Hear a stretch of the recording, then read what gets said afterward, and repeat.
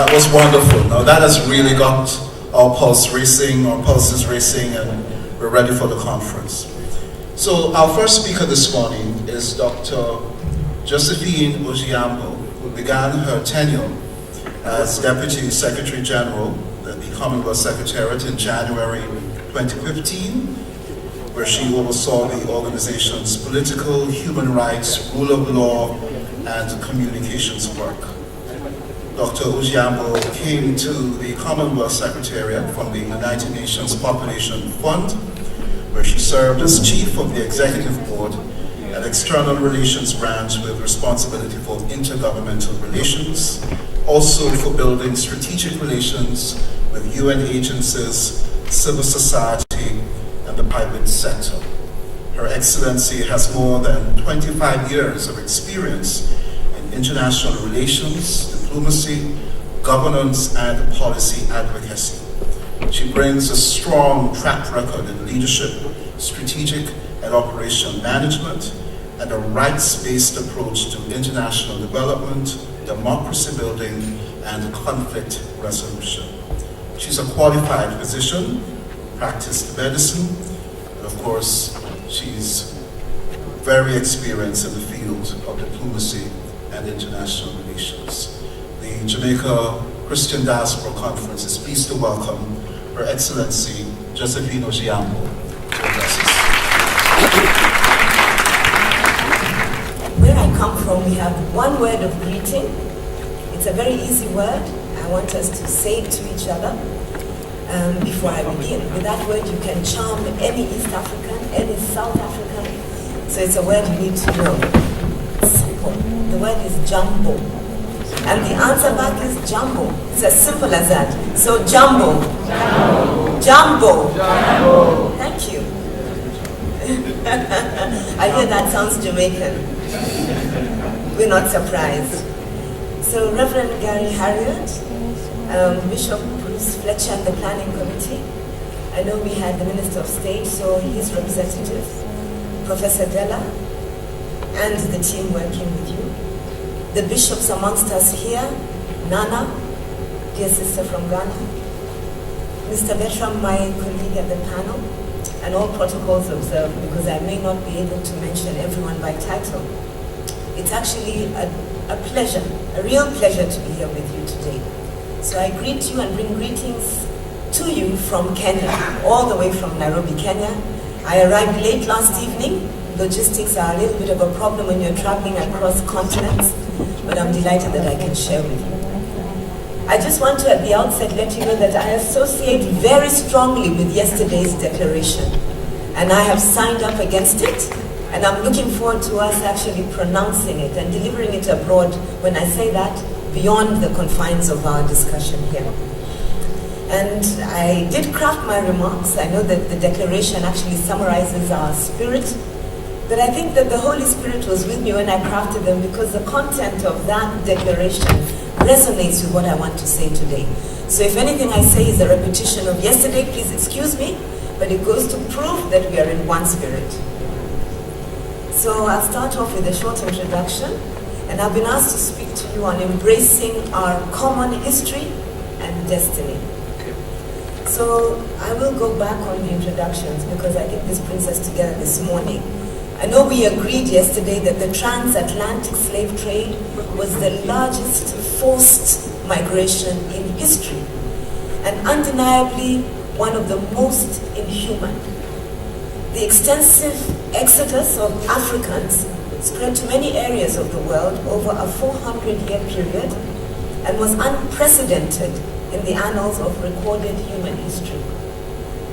As a direct result of the transatlantic slave trade, the greatest movement of Africans was to the Americas, with 80 to 90% of the captives from the African coasts arriving in cramped slave ships at ports in South America and the Caribbean islands. From the 1500s to the 1800s, for every 4 Africans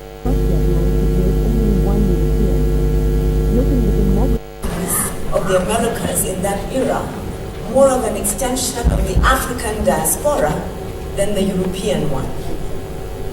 The legacy of this migration is still evident today, with large populations of people of African descent living throughout the Americas, and with the depletion and destabilization of the economies of the African countries from where these so-called slaves emanated. And I have to underscore that. On the one hand, the migration brought an overwhelming number of Africans to the Americas.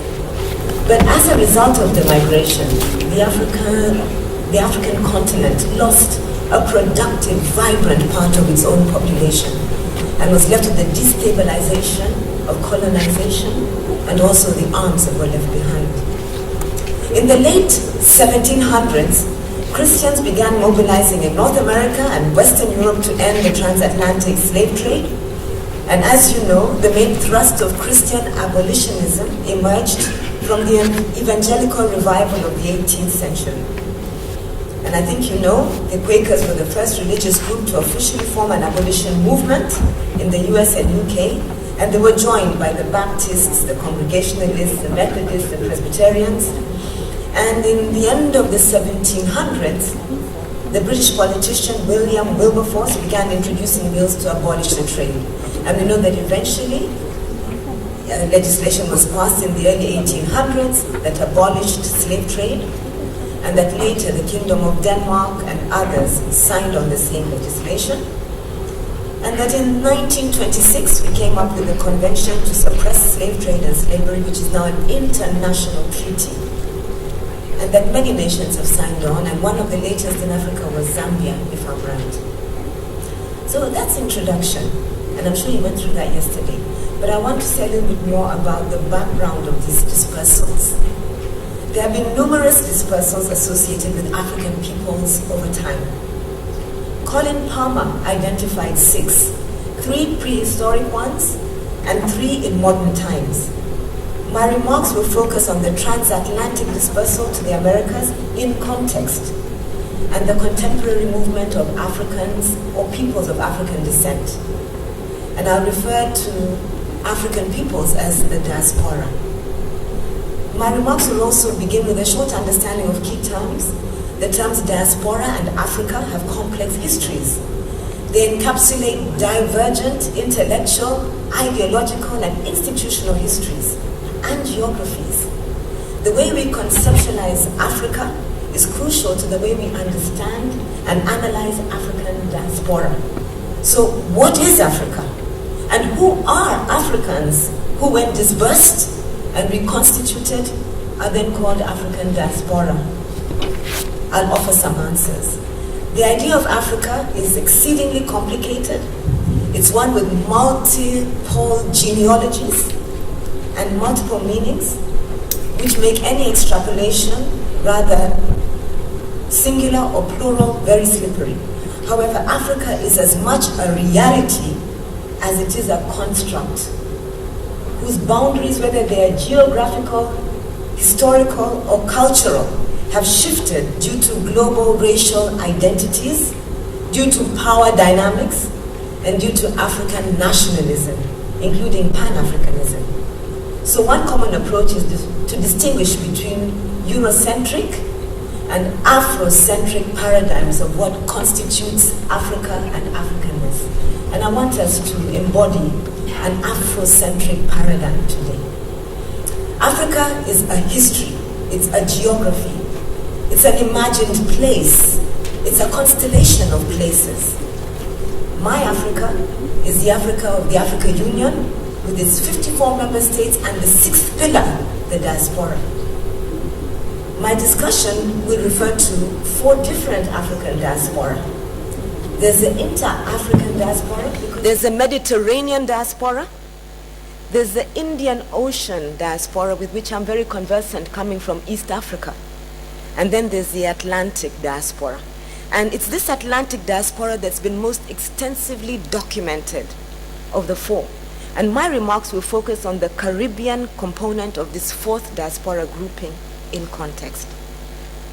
A little bit about definitions. Again, diaspora can therefore be described as a state of being, a state of becoming. It's a voyage, It's a void that encompasses the possibility of never arriving. I remember when I went to the United States, my children felt very displaced for a long time. They were diaspora in the United States, but they felt like even that couldn't embody them fully. There was this possibility of never fully arriving. And then we went to London yet again, where they now embraced a new form of diaspora. So being a diaspora is a mode, a modality.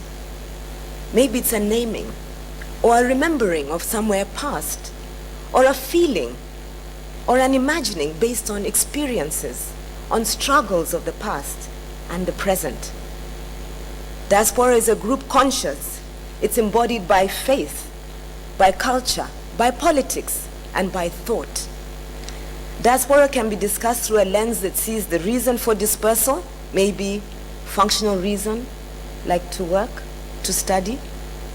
It can be embodied by relationships to your home or to your host country or within the diaspora themselves. Having gone through that, I want to move forward and look at how we can construct our commonalities, because I've been asked to talk about embracing not only our history, but our destiny. So what are our commonalities? Perched in the Atlantic, in the middle of what was called the Middle Passage, as it were, the African diaspora in the Caribbean, in fact, embodies all the complex connections, crisscrossings, and cultural compositions of the African diasporas of the Atlantic. Indeed, it shares striking resemblance with the inter-African diaspora of the Indian Ocean that I understand well. When I sit amongst you, I feel like I'm at home in Nairobi. I look and I see similar faces. If I transported you to Nairobi today, I know you'd feel as at home as I'm feeling this morning. The French-speaking Caribbean shares French departmental status and Creolite with Reunion. Haiti and Liberia share similar triumphant and traumatic histories of early independence. The English-speaking Caribbean shares kinship with its linguistic and cultural cousins in Canada and the United States, while the Caribbean as a whole shares with Africa the histories of colonialism, struggles for independence. In my country, our struggle was called the Mau Mau.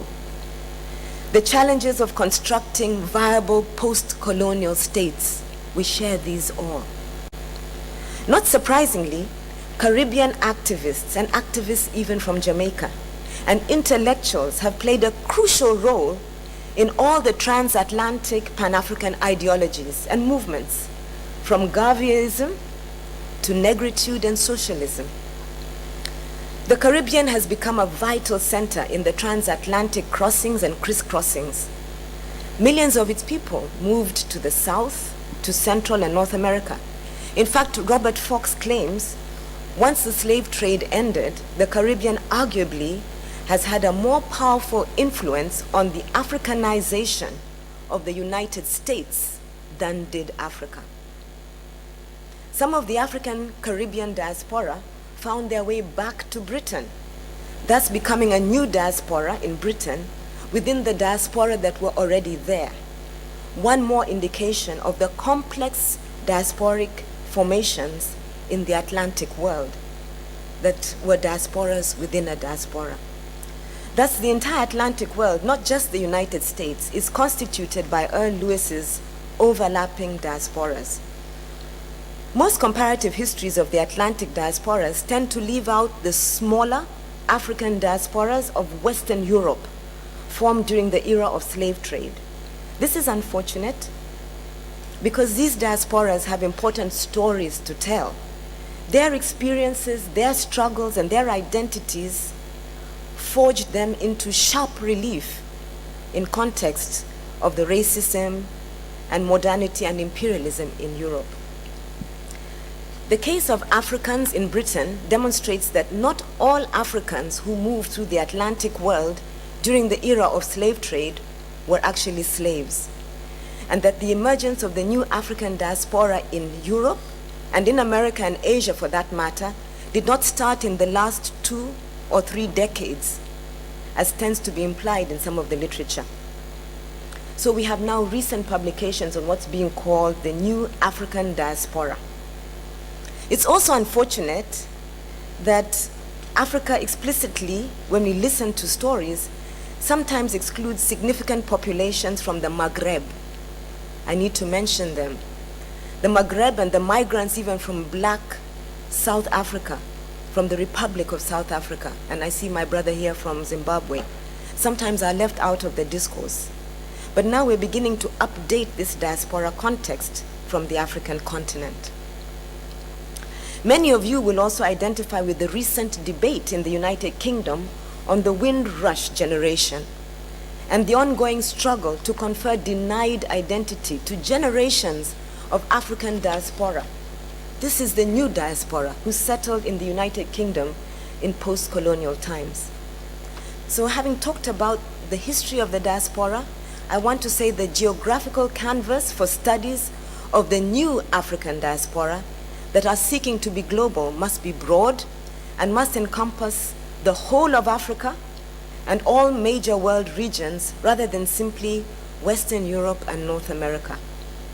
The concept of African diaspora has an intellectual history that seeks to capture and explain specific, historic, contemporary processes that have actually different conceptions in time and space.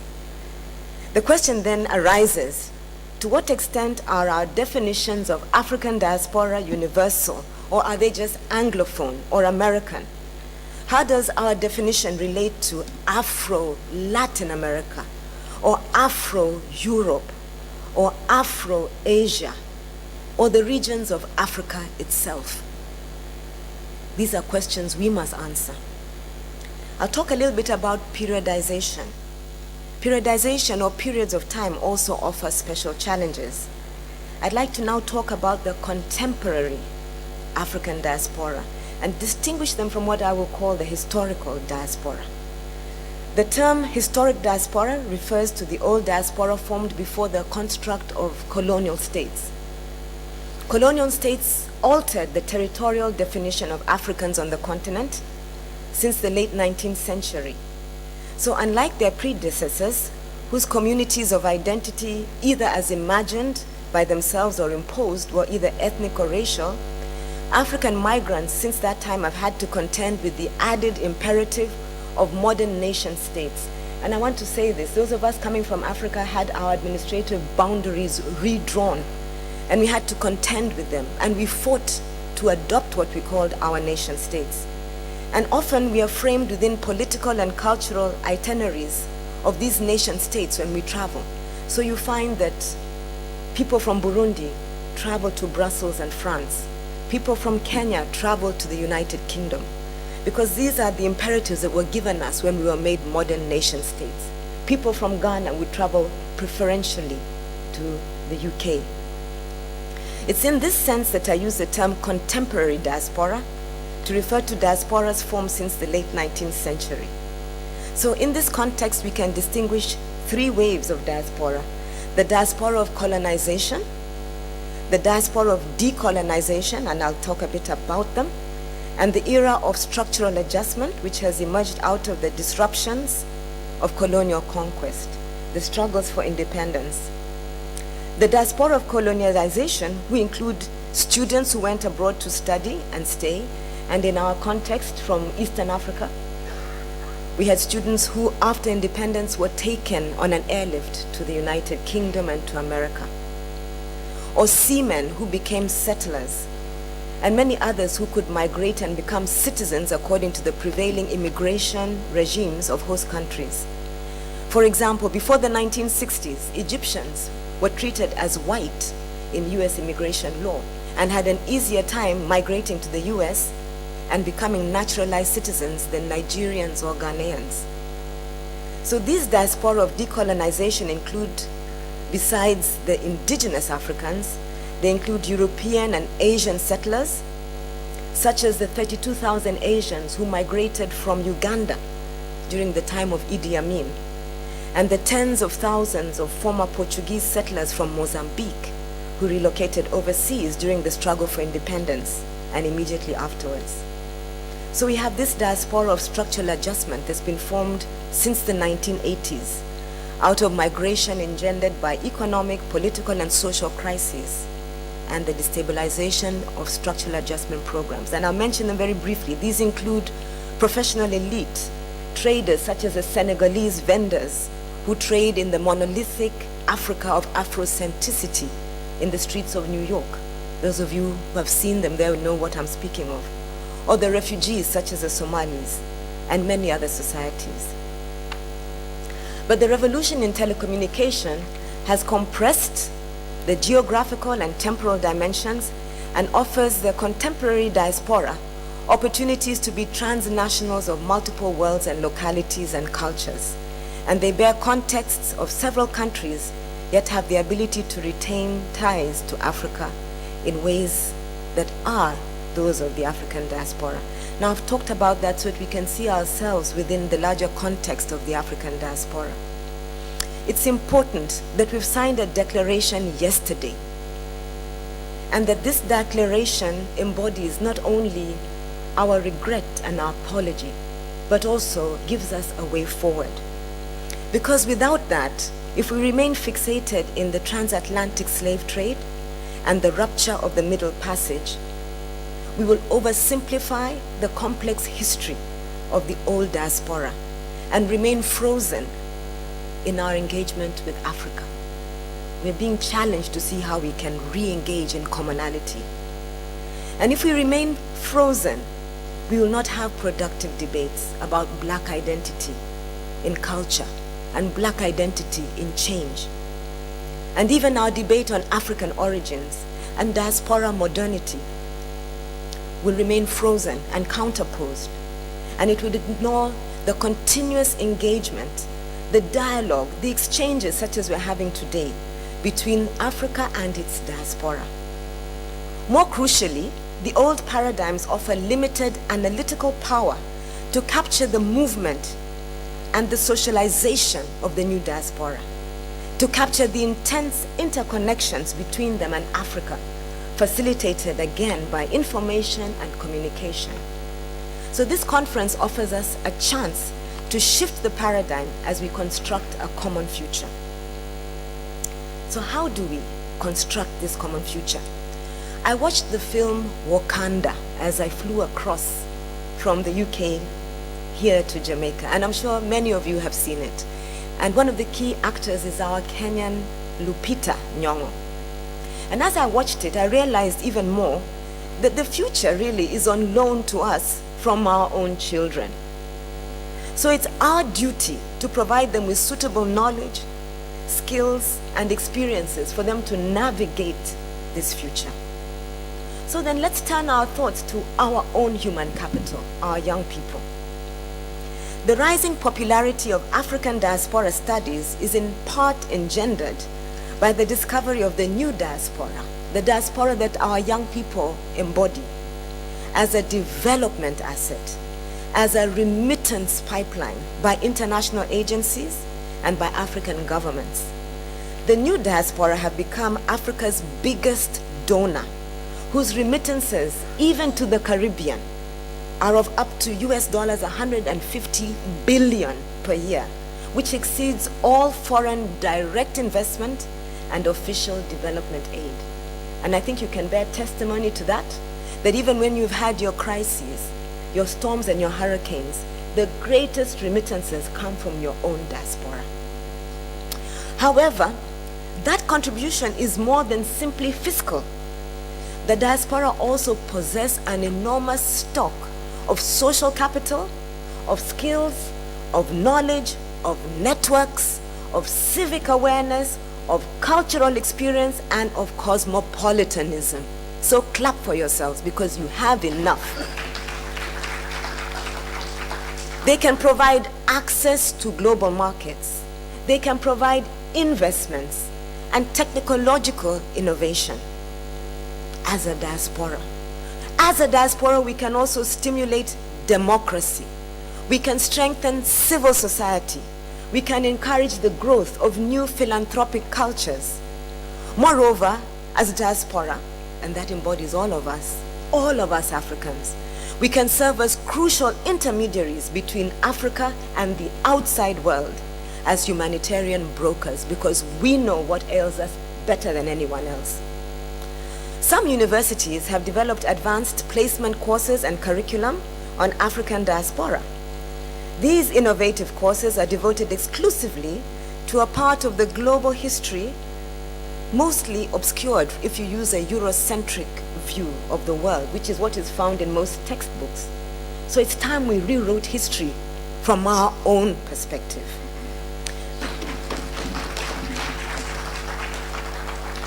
So these emerging courses ask a different set of questions. They ask about the dispersal of African descendants, about how they were oriented to a new world after they were dispersed. These courses, they match traditional instruction and Socratic learning, but they are colored with independent research, culminating in projects. And so those of you who are in training institutions, I want to challenge us to start looking at ways that we can put this curriculum into courses, okay? These are rich courses that will encourage students to dialogue with themselves and to depict Africa as never before. An Africa that is beautiful and rich, not an Africa ravaged by disease, by poverty, by violence, by betrayal. No, a continuum from the past to the present, where the commonalities of Black experiences and culture around the world are part of courses. After all, there must be a way for us to address international issues collectively through shared knowledge, because we are in fact internationally dispersed as people. So these studies are designed to stir the emotions, to inspire intellectual inquiry, but they are also a healing process that's unpackaged a little bit at a time. I want to speak to us. We have the University of the West Indies here in Jamaica, and we have it across the Caribbean. And we have linkages from that university to other universities in Africa. The challenge for us is, how do we put in place new studies that will depict Africa the way we want to write our own history? Great potential to forge commonality across the Atlantic exists for peoples of African descent. Openings through shared policy and programs of socioeconomic value in areas of health. And I want to speak to that. There are lots of programs of health we can share across the Atlantic. Programs on malaria, programs on sickle cell, programs on diseases that are linked to our genetic makeup. Programs on education, and I've just mentioned a few.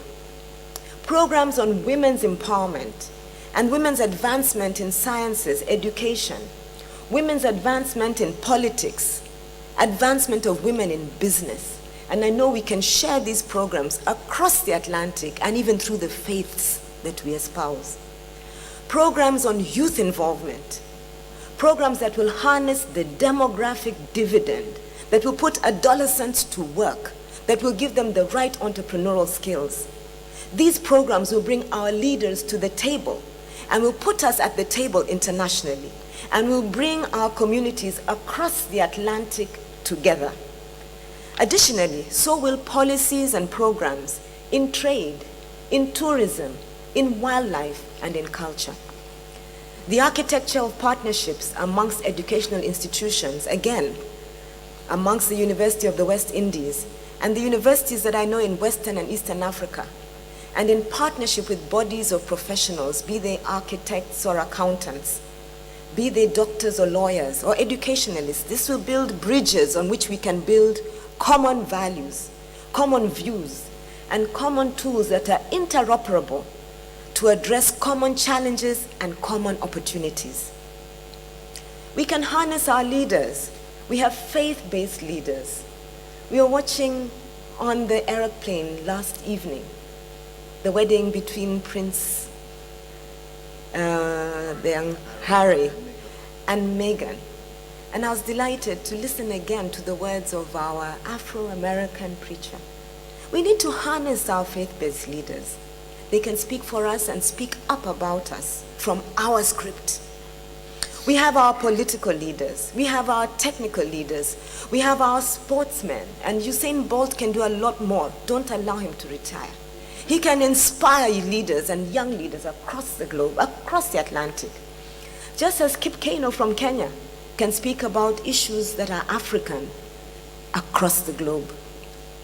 We can harness our entertainers. We need to put them to work, put Jay-Z to work, put Beyonce to work, but also put to work other entertainers. We need them. Yvonne Chaka Chaka, put her to work and ask her to speak about transatlantic partnerships. Let's put to work our opinion shapers, our mentors, our spokespersons. This is crucial.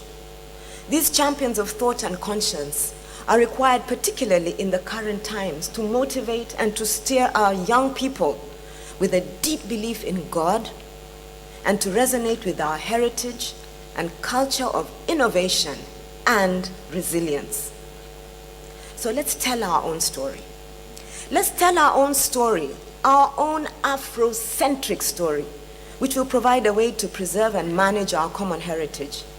In our story, though, we will be charged to remember those events that will steer us to success and to let go of any thoughts that will undermine our potentials and our commonalities.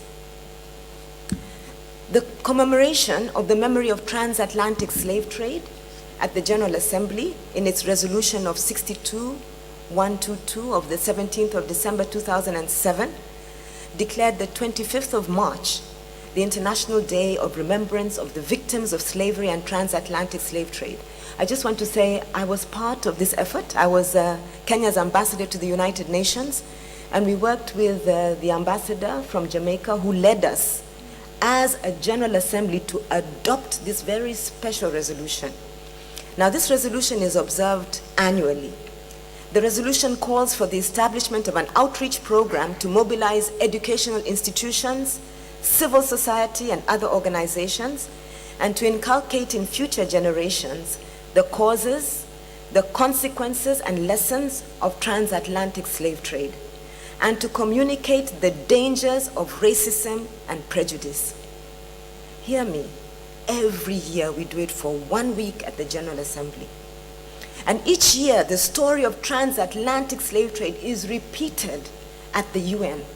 And why? To restore, to encourage, and to ensure that this violation will never be repeated. Other annual occasions, such as, so we thank Jamaica for the leadership in this particular resolution. Other annual occasions, such as the Black History Month, should be harnessed. I know you know all about it. It should be harnessed globally. And in this manner, share best practice from all of Africa's people. So this month, in fact, next week, an award will be conferred on my own president, President Uhuru Kenyatta, and the Right Honorable Raila Odinga for their roles in putting in place a peace accord amongst the people of Kenya who have been really uncomfortable with each other for a long time, at the London Political Summit. But why? As a celebration of Black History Month. And I think it's apt, because some of what we fight is because of post-colonial administrative boundaries given to peoples that could not bind us because we were not similar in the beginning. We don't dispute our diversity, but we had different ways of governance that were indigenous to Africa. And being put together in one space and given one name didn't confer nationhood. But these two leaders have been able to put together a peace accord, and this has held. Similar events are going to be held globally in the Caribbean, in the US, and in the UK. However, I want to challenge us to put in place more events to encourage African leadership and communities. I have a special challenge. Effort should be put into leveraging the Lambeth Conference in 2020 by Anglican bishops in a manner similar to the efforts that I've mentioned of UNGA, or the method that I've mentioned is used at CHOGM. That's the Commonwealth Heads of Government meeting, where I know you heard a lot about the Windrush generation. So efforts should be made by bishops to share faith-inspired experiences on the margins of the Lambeth Conference amongst Africa and African diaspora and those of African descent. I will look to seeing this happen in 2020, and let's start preparing now. So as I close, as Chimamanda, the Nigerian, says in her TED Talk, and I hope you've all listened to her TED Talk, she says, stories matter. Many stories matter. Stories have been used to dispossess and to malign. But stories can be used to empower and to humanize. Stories can break the dignity of a people. But stories can also repair that broken dignity. The American writer Alice Walker wrote this about her southern relatives who have moved to the north. And she introduced them to a book about southern life that they left behind. As they sat around reading the book themselves, listening to her read the book, a kind of paradise was regained. So I conclude my remarks today with Chimamanda's thought that when we reject the single story about a transatlantic slave trade that ended in what might just be darkness, when we reject that single story, when we realize that there is never a single story, but many stories about any place, then we can regain our kind of paradise. Let's rewrite our story, for in this paradise lies our common future. I thank you.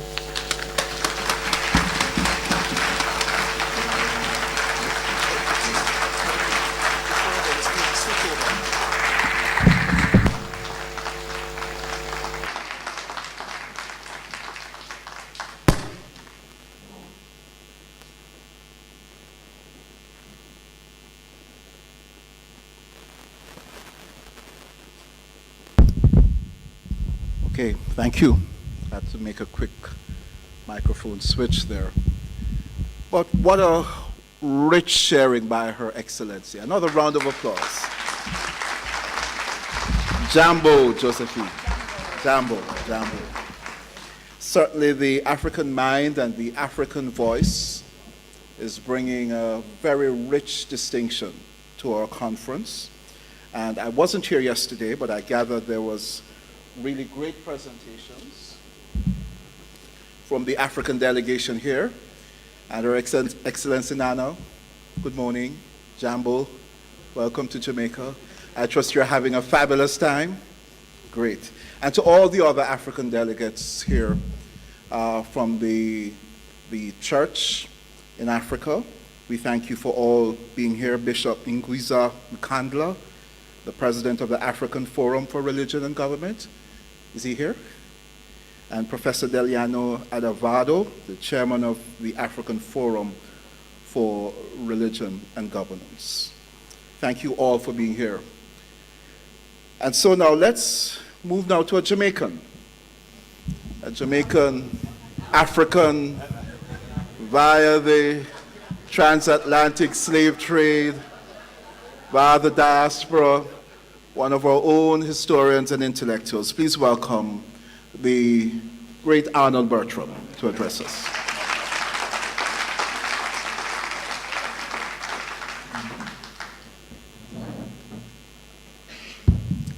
Jambo. It's really a pleasure for me to be able to share this morning with these delegations from Africa, delegations from the diaspora, and with the Christian leadership that is assembled here. I don't know, I've been asked to give a challenge. I don't know that I'm equipped to give a challenge, but I certainly look forward to sharing some thoughts with you.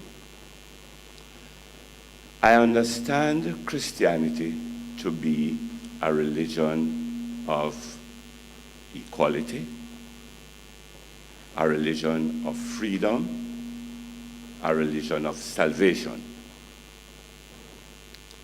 As such, I am reminding of, I think it was John Wesley's advice: preach the gospel always, and if necessary, with words. Because if it is a religion of freedom and salvation and equality, it's the religion that is practiced.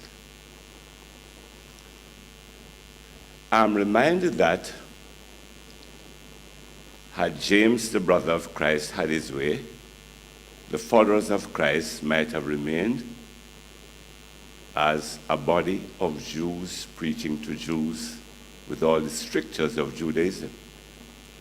Fortunately for us, Paul of Tarsus interpreted Christ's teachings, and Paul was not an apostle, but he interpreted the teachings of Christ to maximize fully their potential for salvation, equality, and freedom.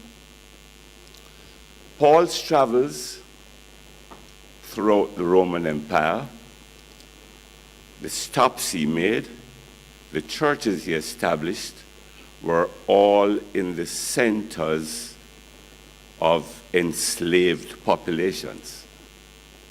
And to be preaching a gospel of freedom, you all know, all of them met death. At the time when Christianity triumphed in the Roman Empire, none of them were alive. They had all met their death. So I understand Christianity also to be a religion that challenges authority. Now,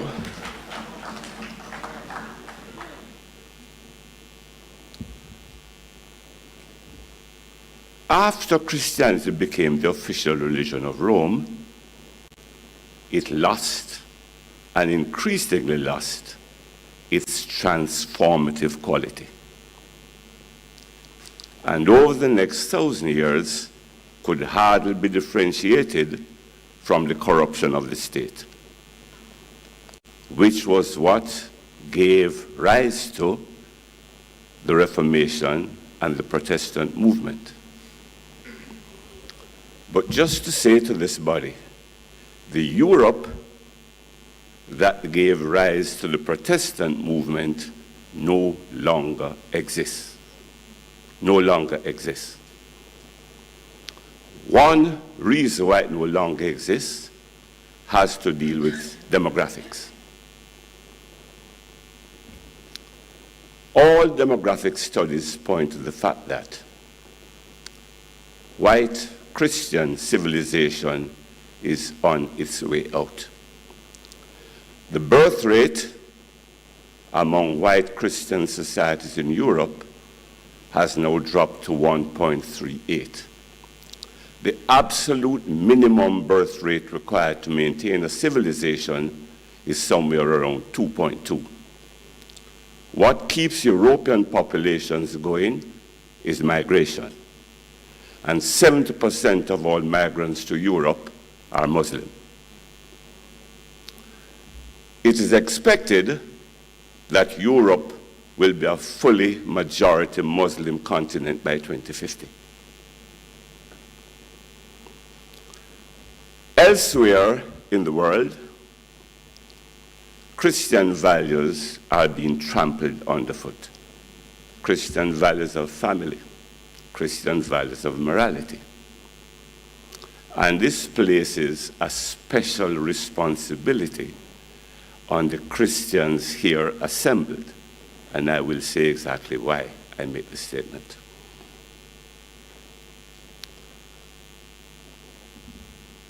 I don't think there's any other region that experienced as fully the transformative power of Christianity as the Caribbean. The Christians who came here, beginning with the Moravians, Baptists, other Christian denominations, when they started arriving here, and speak with Jamaica in particular now, African enslaved labor had already made Jamaica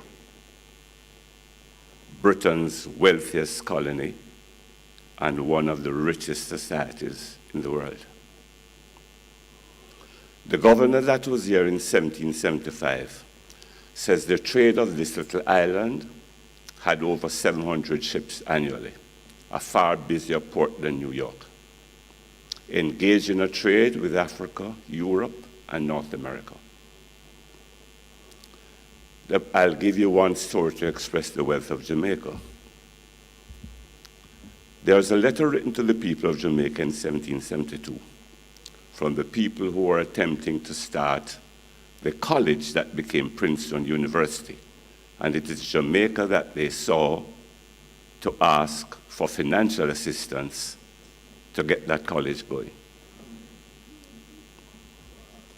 By 1805, Jamaica was producing the biggest sugar crop in the world. 5 years later, the biggest coffee crop. But with all of this wealth, African Jamaican labor never ever got their fair share of the wealth they had created. But come back to the experience of Christianity here in Jamaica.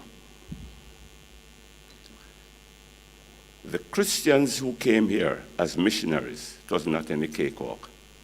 The average lifespan in Jamaica was not more than 10 years, but they still came. William Knibb's brother came as a teacher at the Gully School, which became Calabar Elementary. When he died, his brother replaced him. The letters that they write home, you see them saying they have lost their families, they lost their wife, they are seeking permission to marry again, but it was not a cakewalk. Their role in emancipation was not just teaching and preaching. As Vereen will tell you, Sam Sharp, a Baptist deacon, organized an army of some 60,000 enslaved Africans to strike a decisive blow for emancipation. At emancipation,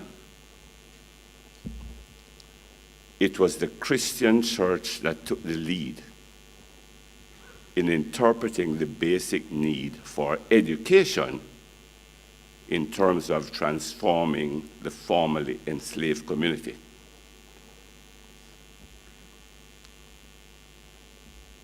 It started as schools, what they call Sabbath schools, schools that part of the church activity, then extended to elementary schools. The Christian church in Jamaica by 1864 were running over 600 elementary schools. Of the high schools that are started in Jamaica, up to 1938, only one was built by the government.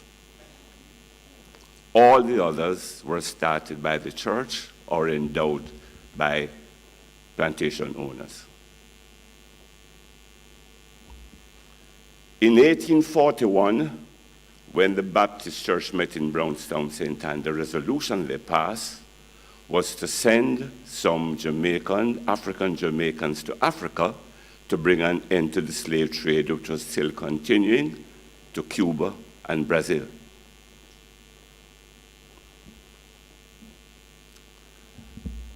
Not only in education, but this may surprise you, but it was the Christian church that organized black voters to elect representatives that could look after their interests.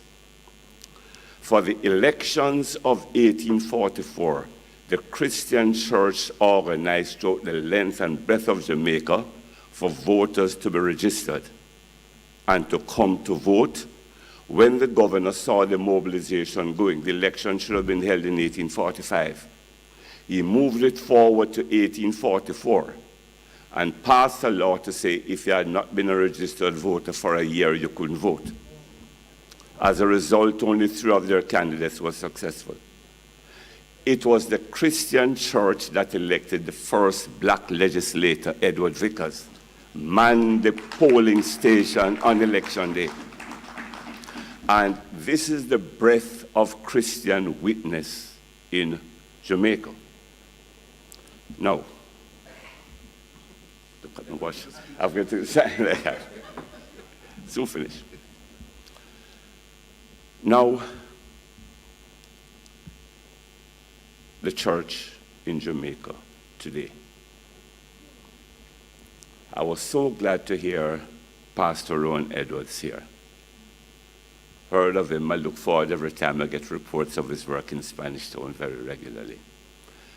But the point I want to make, and my own observation, is that the church and the Christian church, with such a record of transformative work, with that degree of militancy, today is in a state of retreat. It is in a state of retreat. The retreat is in the first instance from the community. If it is not in retreat, you will have to explain to me how 7,000 Christian congregations island-wide in Jamaica are exerting less influence than 300 criminal gangs. If we have 7,000 Christian congregations, we are supposed to exert far more influence in the inculcation of Christian values than 300 criminal gangs.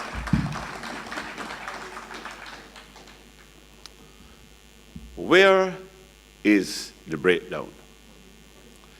The breakdown is in a field that the church had led for so long, education.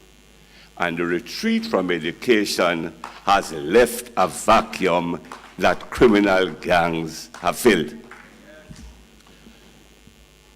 I read the last report put out by the government. And been going on along, I don't mean this, my administration, to be going on for quite a while. But what was most disturbing to me was, it says that in Jamaica today, there are 325,000 young people between the age of 15 and 34 who are neither working nor looking for work.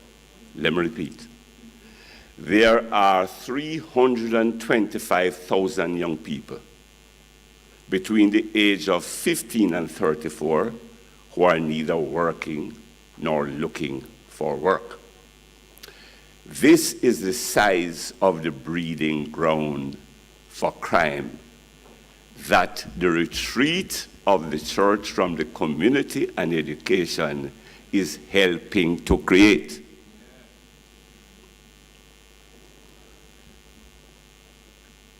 If you look at the period for the first 100 years after emancipation, as I said before, the church was organized and running over 600 elementary schools.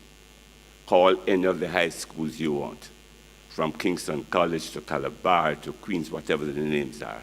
All these schools are started by churches. The retreat of the church from education has had a lot to do with the curriculum that is being taught. And of the 325,000 who are neither working nor looking for work, 3/4 of them had been to a high school for 4 years or more. 3/4 had been to a high school for 4 years or more. So we have a situation where our graduates out of the school system are neither prepared for responsible citizenship or for participation in a modern economy. I don't want the sign to catch me before I finish, so let me go to it. If the church is going to regain its place in the community, I have a suggestion to make. And that is that you take a look at early childhood education. Why do I say this? The first 7 years, that is between birth and age 7, are the most critical years in the development of the child. Since emotional control, intelligence, personality, social behavior, skills, and vocabulary are largely established by age 7.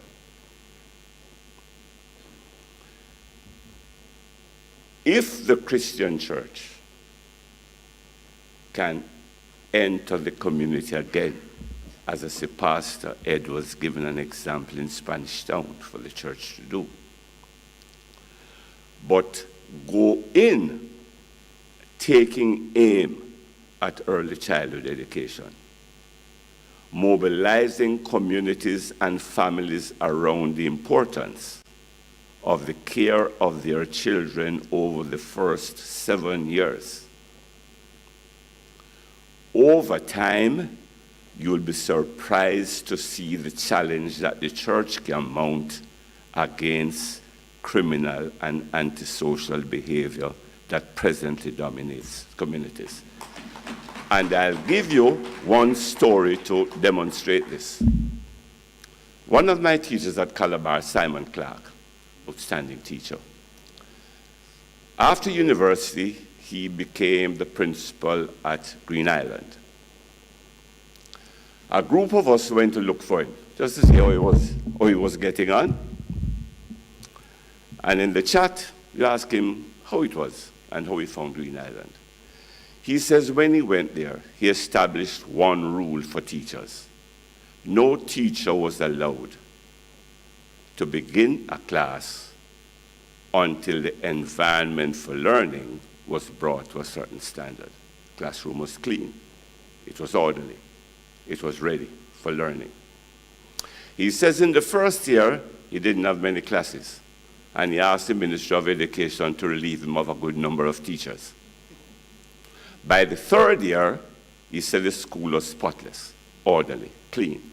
And by the fourth year, it had transcended to the community as well, which shows the power of what we do and the influence we can extend. I want to thank you again for the opportunity to share these few words with you. And in closing, just reminding that preach the gospel always, and if necessary, with words. For the church militant will be the church triumphant. Thank you very much.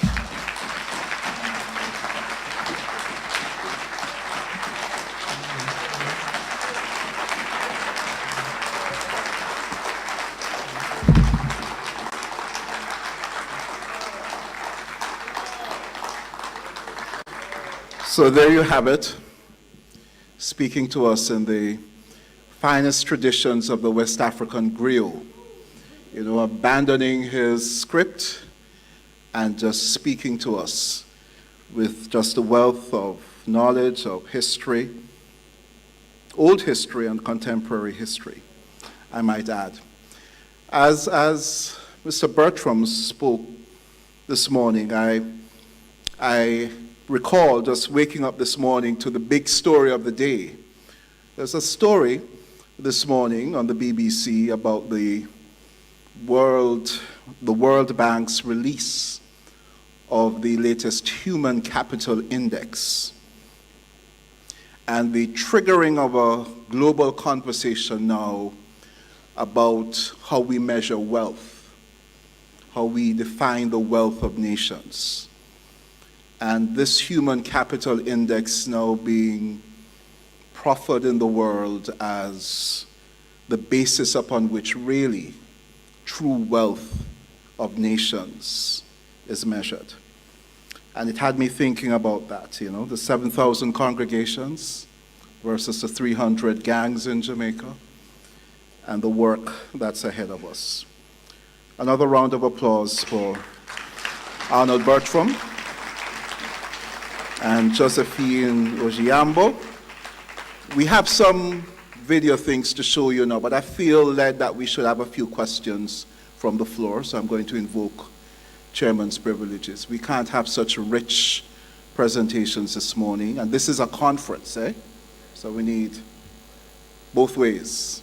So who's going to go first? Yes. Quick question, quick input, no thesis. Make your point quickly. Yes. I know Bev knows how to do that. Grab that mic, Bev. Right behind you.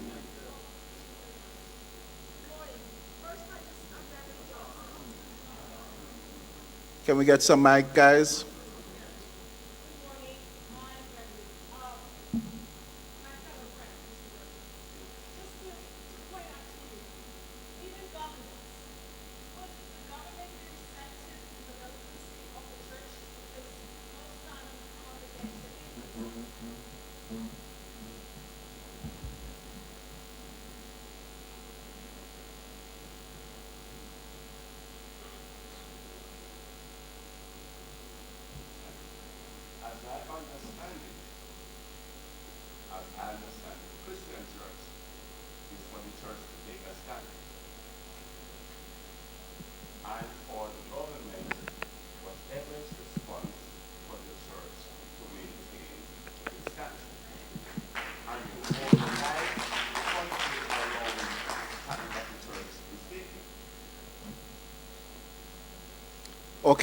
Okay, hands are going up. Michael.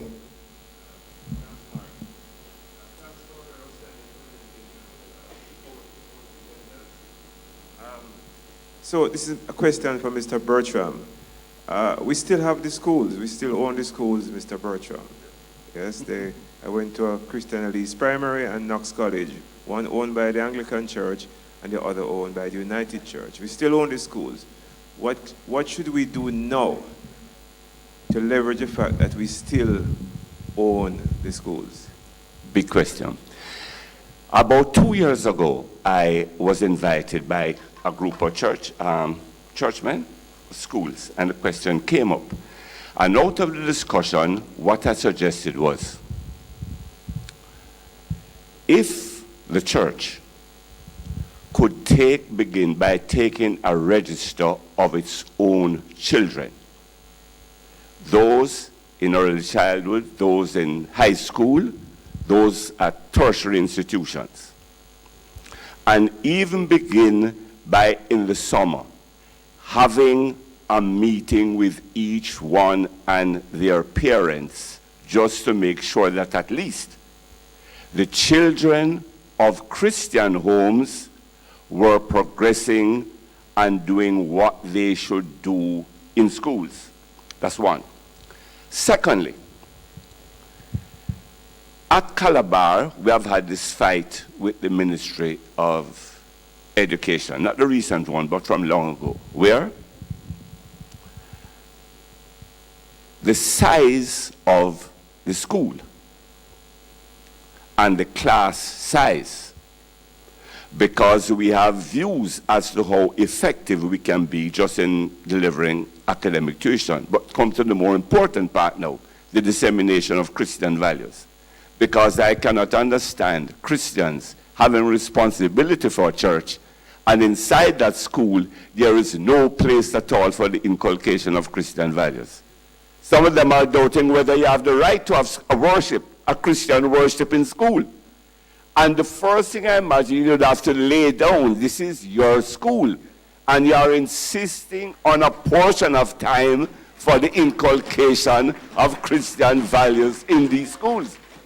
And I don't say, if you mount a challenge, a fight like that, is one you need to keep at until you win. I certainly know my school, Arden, is winning that battle. All right. I recognize a brother to the back. If you can press a mic is running to you. And I'll take one more. I see Esther Tyson here, educator. I need to hear your comment on all of this. Yes. Good morning. The name is Floyd Brown. What I have is more an observation than a question. This is a Christian Diaspora Conference, and the largest African diaspora nation in the world by population is Brazil.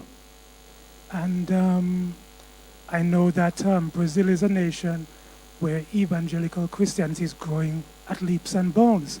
Perhaps we can consider to include them in the next Christian Diaspora Conference. Okay.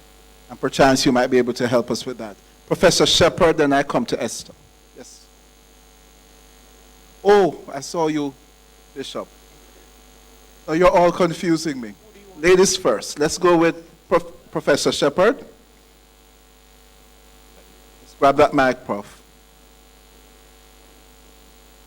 Thank you both for your speeches. I enjoyed both of them. Quick question, Mr. Bertram, my friend. The content of education, when those missionaries were in charge in the early days, did not serve people of African descent that well. So, can you say something about the impact of the content of the curriculum, especially on women, from those early missionaries?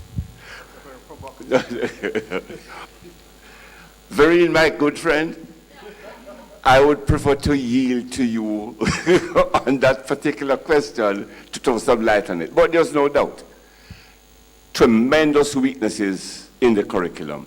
But we have now produced enough scholars, and the evidence is here, to directly now make a move to transform that and get that on a far more right course. I know the efforts you have been making, and to my mind, the leadership, particularly of the tertiary institutions, still have not come to the table on this question.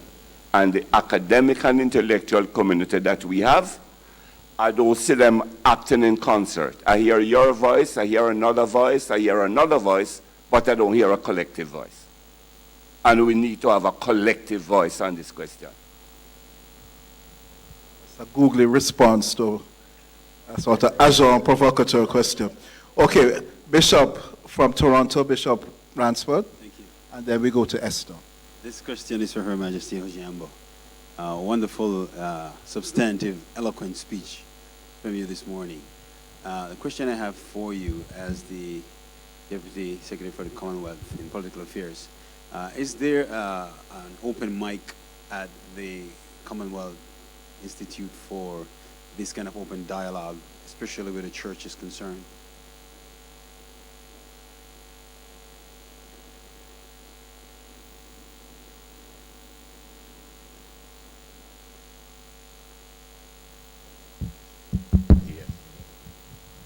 Thank you for that question. I'll also make a few comments on the others, but let me address that one.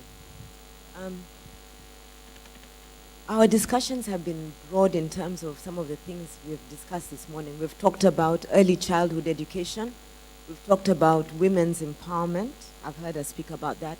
We've talked about the engagement of the faith-based community with governments. Now, the Commonwealth embodies 54 member states. Now we have 54 because we've had the recent re-entry of the Gambia. And we're looking to having Zimbabwe, by the way, back in the fold. The challenge for the Commonwealth is that we are not all of the same faith. So we will have Christian communities, you'll have Hindu communities, you'll have Muslim communities. However, there are programs that are general, in quotes, faith, programs that include and address faith-based issues. So they are interreligious. However, those programs don't go into the depth of a particular faith. Rather, they talk about shared thematic commonalities. So that is why I mentioned the issues of young people can be discussed by all faith. The issues of women will be addressed by all faith. There may be differences indeed how far they affirm women, but you can discuss them. So my take would be approach the Commonwealth Secretariat on thematic issues and ask, when you can, to dialogue with the faith-based programs, and they'll find a way to package the concerns. I want to share a little bit further, and also just on that one end by saying that the faith-based team works very closely with the youth division in the Commonwealth, because the Commonwealth learning is that young people are more open and more able to approach issues from new perspectives. So just to put that in. I want to go back on some of the things that Honorable Arnold has mentioned. And on the issue of early childhood education, I just want to share Kenya's experience. It's a very important part of building a community for the future. And what we've done there is we've been able to work through the Ministry of Home Affairs, where early childhood education finds a desk, and work in liaison with the Ministry of Education and donors such as UNICEF. Someone mentioned it. But that's the programmatic strategy we have. We put early childhood education into Home Affairs. It was too important to leave it in one-line ministry. And then I want to talk about the issue of the church and government. Our government today really has to listen to the church. Without the church, we can't go to elections. Without the church, we can't have peace. So we have multi-sector interventions where the church is at the center and leads, and the government follows. I want to speak about Ghana. In November last year, we went to Ghana for their elections, and there was a problem. There was violence breaking out across the country, and Nana will bear testimony. In order to bring the contestants to the table, it was the Methodist Church that convened a national peace and dialogue conference. And it was the Methodist Church that led the presidential contenders to sign the Accra Peace Accord. So the church is so central. Just make your stand as a church. Thank you. Wonderful. Okay, Esther Tyson is a distinguished educator and a Christian woman. So let's hear from her. Okay, Mark, I'm supposed to be in the panel along with Ms. Gaynor here later on. But, I mean, I am just so excited to hear the perspectives that are being shared. And one of the things that has concerned me is in terms of we have, I keep saying we have, I heard Mr. Bertrand say it's 7,000 churches. We have supposed to have more churches per square mile, they said, than any. And I'm like, how on earth can we be one of the most violent countries? Something is wrong. Some disconnect is there. And I realized that a number of churches pull back from being engaged in societal matters because they're just here to get ready for glory. And I am so glad to hear that we are, as there are some churches, thank God I'm a part of one, that are standing up and saying we are making our voices heard. And many of our people in Jamaica, if they're not Christian, they know the Bible. All of the gunmen have the Bible in their pocket, right? So we need to tap into that. And I'm glad to hear the push for early childhood education because being I talk about Ms. Gaynor's school all the time. I was a national education inspector and went to her school, and she's right in the middle of the inner city, and I was just amazed that this gem of a school is in the middle of this place. It can happen. It has to do with mindset and leadership, and the church needs to engage in helping to prepare our leaders in the education sector. So, see you, you'll hear more from me later. Okay. I saw the preacher was coming on and she was going. Okay, last two comments. Oh no, I had so many hands. This young man here and that lady there, if she don't get the mic to speak, she will explode. And then we have to close off this section. Wait for the microphone, sir. Yeah, man. I see her, man. Good morning, all. Thank you so much for the opportunity to share. I have a question for Mr. Bertram. Just a wonderful, wonderful speech. And I knew a little of the history because I did seminary about millennials all over. Their view of history in this regard is that the church raped Africa, took everything from Africa, enslaved us, and now we are in the Caribbean worshiping the God of the white man. How can we get the right and proper history, the truth, before millennials? Because it is a very popular statement that is made, all over. How can we have, speeches like this and others that just share the truth?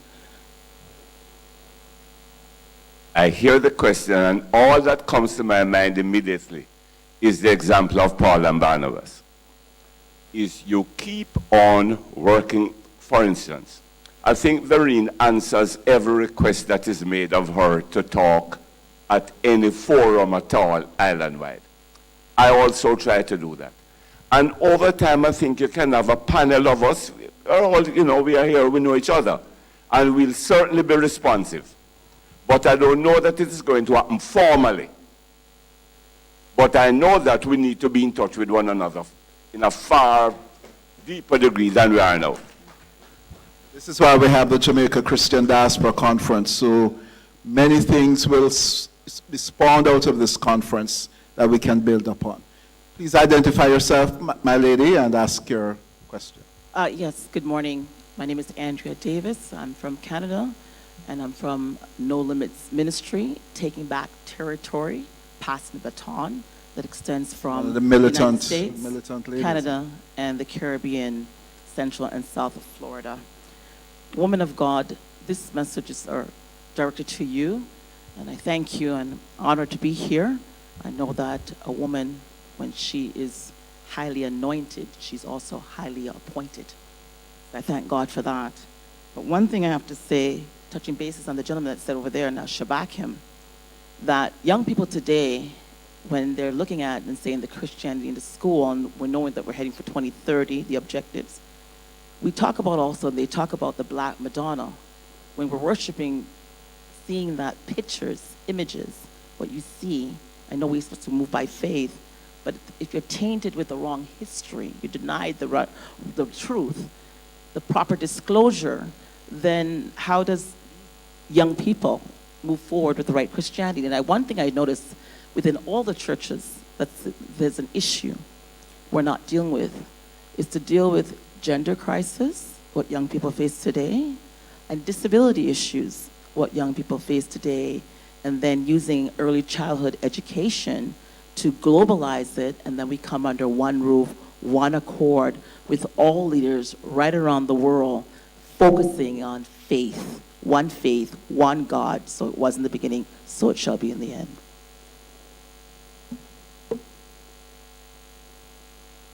Okay, a quick comment to my dear sister. Indeed, you've brought up the issues of women, their affirmation, but also the issue of disability. And oftentimes those two actually find a very close, in quotes, partnership. You find that the vulnerable are more highly represented amongst women, and women also are, in some areas, disabled. So you find there's a consonance. There are issues that are similar. However, even if they weren't, what I want to say is that the church gives you the openings to unpackage the issues of women as a community within the church. There are opportunities on the margins of major meetings to sit down with women and speak about specific issues, and then bring those to the mainstream. However, what I want to say is that we must challenge ourselves to be 100% technical when we sit with women to discuss their particular concerns and to affirm them. What I'm trying to say is that it's a very special area, requires us to speak about women, their education, women and health, women and participation, women in the church, women in science. You can go on and on. I would say, let's build these opportunities. Let's have the curriculum developed. Let's do it alongside church. Let's do it within church. On the issue of disabilities, globally now the issue of disabilities has been centralized. The UN has taken up a year, 2 years ago on disabilities. Governments are addressing disabilities. The Commonwealth is addressing disabilities. My government has a tract on disabilities. We have a national fund for the disabled. If you want experience and materials, please just ask us. We'll give them to you. And we'll even tell you how you can finance engagements around addressing disabilities. But I want to underscore, there is a place where there's a confluence between women and disabled persons. It's a very special area. It requires technical support. If you need support to get out there, contacts, donor support, please let's have a conversation. Thank you. Wonderful. She's my old school teacher, so I can't not allow her. Sister Grace, can somebody give her the mic for me, please? Grace Gordon. Maybe this is a quick one, Grace. We have microphone behind you. Oh, thanks. Thank you. Two extremely stimulating presentations for me. I just want to pick up on a point that Esther made. How many churches we say we have? 7,000 churches, 300 gangs. We need to be able to, and by the way, I've been sent here by the Caribbean Graduate School of Theology. I consider myself broadly an educator. We need to look at our situation evaluate objectively and honestly what is happening, putting aside our personal or group or political or whatever agendas, etc., protectionism of pet ideas and all of this. We need to look objectively and honestly at the truth of what is happening. If we're having so many dropouts from education, then we're failing. What is causing the fail? We need to be able to admit to it. Look at it for the truth of what it is. Where is the curriculum lacking? The preparation of our teachers, the modality of teaching, etc. We need to honestly evaluate ourselves under God and before God. And stop the cover-up and the games and the pretenses and the games we play. We're destroying lives and we're destroying our country. Yes, we hear that declaration and the passion. Okay, well, thank you very much. Thank you to our panelists. Okay, I'm going to give the final word to Her Excellency. Thank you. I just want to respond because I've listened to my seniors, my mother. I can call her my mother because I see in age she would be my mother. I want to say, you know, there's some things we need to say. I haven't heard us mention here adolescent pregnancy. And that's a major problem in the Caribbean, and it's a major problem here. You've spoken about young people. You've spoken about them being criminal. But it's important you break it down and also address the issue of small arms and light weapons. Because if you don't get rid of those amongst your own communities, you're not going to stop these gangs anyway. And there's a major problem in the Caribbean and a major problem in Jamaica on the area of small arms and light weapons. And you need to look at your legislators in the eyes and tell them in the judiciary, in the Attorney General's office, tell them you want law and you want enforcement, because these are the things that you are dealing with but you're not speaking directly to. You also need to speak about cybercrime, because we know today that you have a major problem here when it comes to the area of cybercrime. It's growing, and it's growing very fast here. So speak to it. Speak to some of these issues. You'll find we have technical assistance. We can point you to them so that you get these things addressed. And lastly, at national level, what I want to just share, this is now from the Commonwealth experience. We know that oftentimes, because of the ravages of climate change, you suffer a lack of interest from donors in terms of your own development as a region. But you need to keep asking your leaders as the church to go out there and ask that you get what you deserve in terms of your own economic recovery. Because the eyes of the world are being focused away from the Caribbean, when this is the time the Caribbean really needs all the attention. So please ask for it and ask your leaders as the church to go out there and ask for it. I think we know what we're talking about here. Thank you. Another round of applause for our wonderful panelists. I'm going to invite them to take their seats so they can watch a couple of videos that we have lined up. I know we're way past time, but this was just too important a conversation not to have it distilled the way we have distilled it this morning. So, there is a film, a quick film we want to show you on the inmate re-entry project. And this is one of the outcomes of the last conference in 2016. And as part of the conference's work on support, on projects for support and implementation in the society. So gentlemen, do we have that film? Let's show the film now on the inmate re-entry project.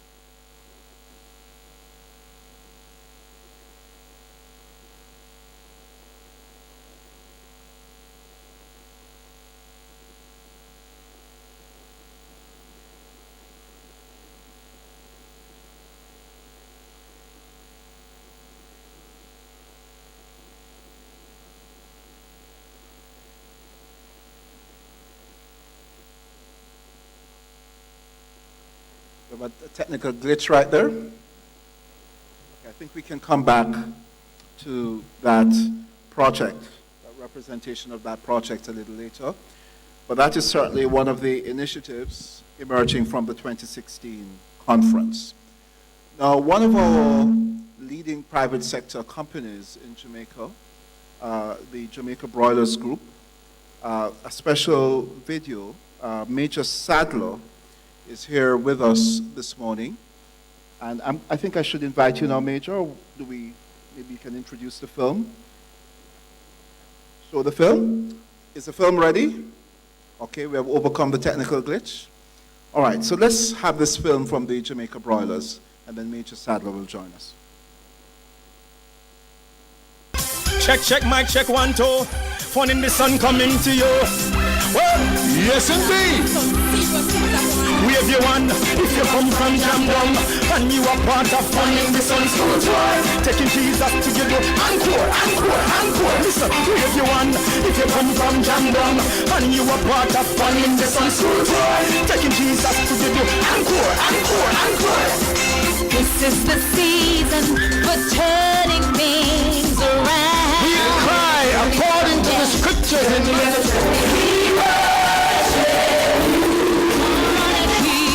your sound from east. I wanna hear you shout Jesus, shout it out. You shall not come here without recognition of the awesome God that we serve. In the desert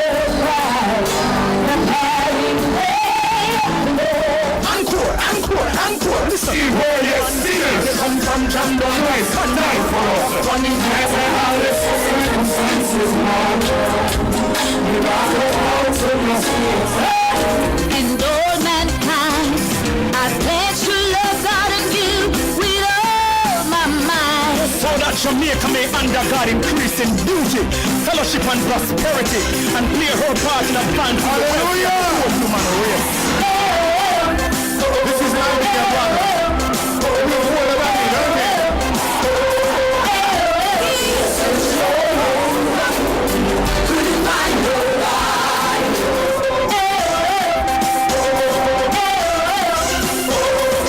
This is the season.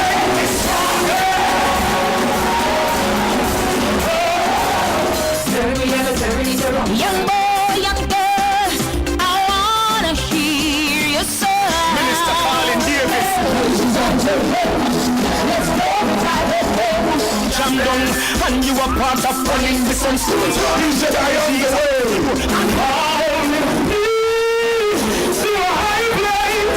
And you are part of running the sun school.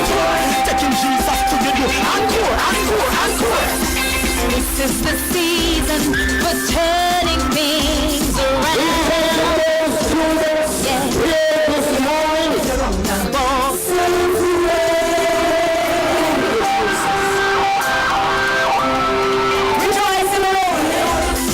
From east to west, from north to south,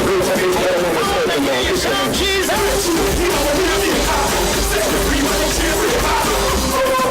You strengthen me and me strengthen you. Together we come together. We are the ones that come from Jamdong.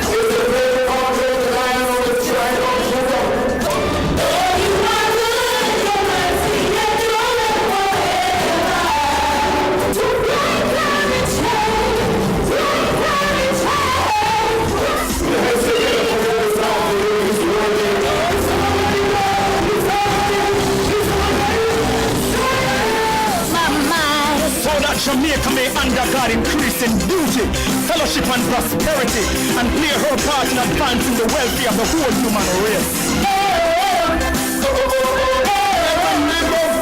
This morning, we bless them in Jesus' name. Sing along with us. People dancing in the streets to a groovy reggae beat. Yet everything in life is real sweet. This is the season for turning things around. King of all kings, you are Lord of all lords. Let me see the hands of those who know that you